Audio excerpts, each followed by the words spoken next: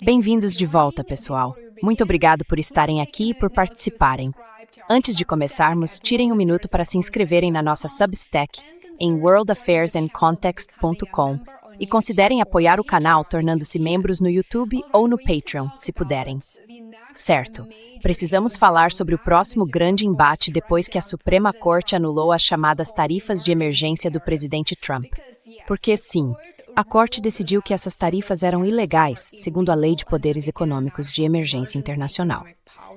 Foi um momento constitucional enorme e uma mensagem clara foi enviada. O Poder Executivo não pode simplesmente inventar a autoridade tarifária com base em uma lei de emergência que não a concede. Mas agora vem a verdadeira batalha.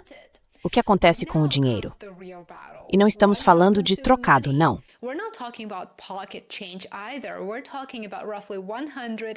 Estamos falando de aproximadamente 175 bilhões de dólares que foram arrecadados de importadores americanos sob aquelas tarifas agora invalidadas.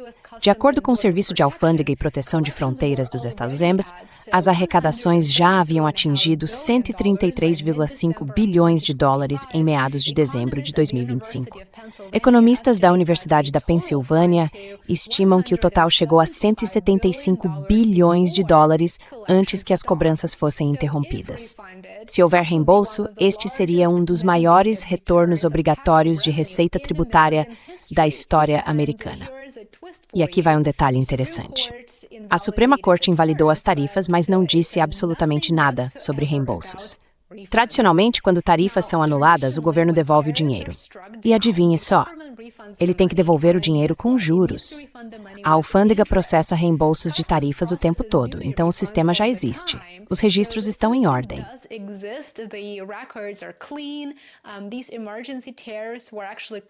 Essas tarifas emergenciais foram, na verdade, codificadas separadamente, o que realmente simplifica a tarefa de reembolsá-las.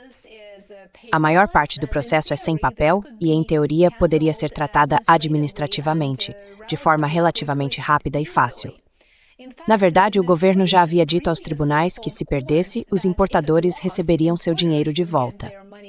O secretário do Tesouro, Scott Bessent, reconheceu publicamente que um reembolso seria necessário se o tribunal decidisse contra eles. Isso foi, é claro, naquela época.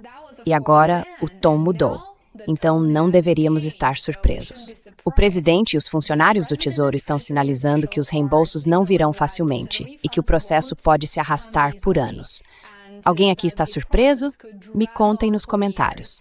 Mas eu realmente não estou surpreso. Departamento de Justiça fica completamente em silêncio.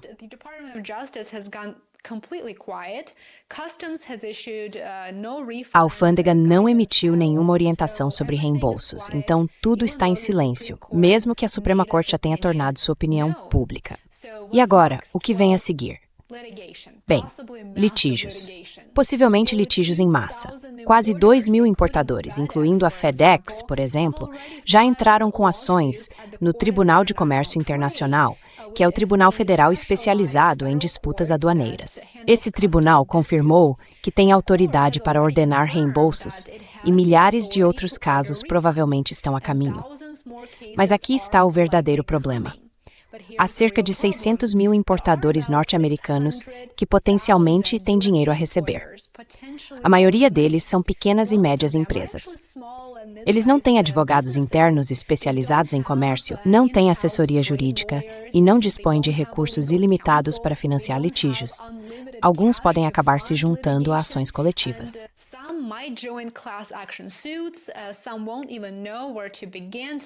Alguns nem saberão por onde começar. Então isso está se transformando em um caos completo e absoluto. Mesmo no melhor cenário possível, processos judiciais tranquilos, autoridades aduaneiras cooperativas, nenhuma apelação, advogados especializados em comércio, estimam que levaria de 12 a 18 meses até que as empresas realmente vissem o dinheiro. E o que acontece nesse meio tempo, você pode perguntar? Bem, as grandes corporações podem se dar ao luxo de esperar. Elas não se importam muito, sabem que vão receber o dinheiro de volta. Podem arcar com os custos de litígio e talvez já tenham repassado boa parte das tarifas aos consumidores.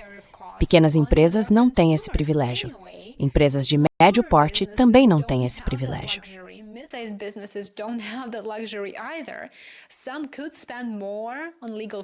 Alguns podem acabar gastando mais com honorários advocatícios do que o valor do reembolso que esperam receber. E se o processo de reembolso se tornar lento e burocrático, ele acaba se transformando em um imposto oculto sobre as pequenas empresas que tentam obter um reembolso. Todo o sistema, sem dúvida, favorece as grandes empresas nesse caso. Agora, o Congresso poderia intervir. No passado, os legisladores aprovaram leis que determinavam um processo de reembolso automático e transparente em disputas comerciais. Os democratas, aliás, já apresentaram um projeto de lei para exigir reembolsos automáticos neste caso específico. Se ele conseguirá apoio bipartidário suficiente, é outra questão. Provavelmente não, especialmente em um ciclo eleitoral em que a política tarifária se tornou uma arma de campanha.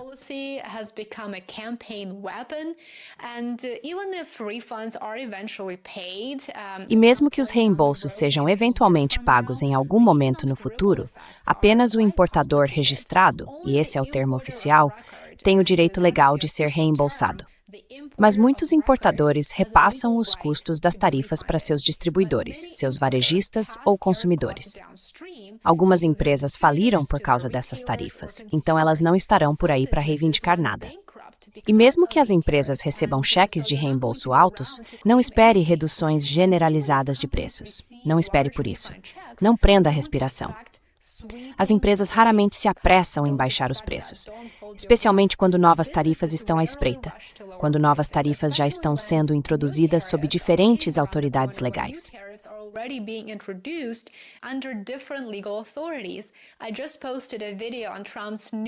Acabei de postar um vídeo sobre a nova tarifa global de 15% do Trump. Fique à vontade para assistir depois. O que estamos realmente vendo agora não é apenas uma limpeza jurídica, é um experimento econômico. É um teste. O governo vai devolver automaticamente 175 bilhões de dólares. As empresas terão que lutar por isso na justiça. Os consumidores chegarão a ver alguma parte desse dinheiro. E, politicamente, os eleitores vão se lembrar disso. Essa é uma das grandes questões aqui, na minha opinião. Porque, no fim das contas, se os consumidores americanos pagaram preços mais altos durante um experimento tarifário fracassado e nunca viram alívio depois, há apenas um lugar para onde essa frustração acaba indo. E esse lugar, é claro, é a urna.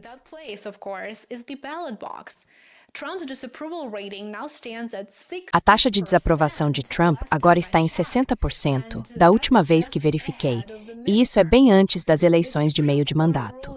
A decisão da Suprema Corte pode ter encerrado um regime tarifário, mas como você pode ver, a disputa pelo dinheiro está claramente apenas começando. Muito obrigado por assistir, espero que tenha gostado desta atualização rápida. Por favor, lembre-se de apoiar meu trabalho, curta, inscreva-se e compartilhe. E se puder, considere tornar-se para Tubes, Substack ou Patreon. Ver você de volta aqui amanhã. Good. I'll see you back here tomorrow. Take care.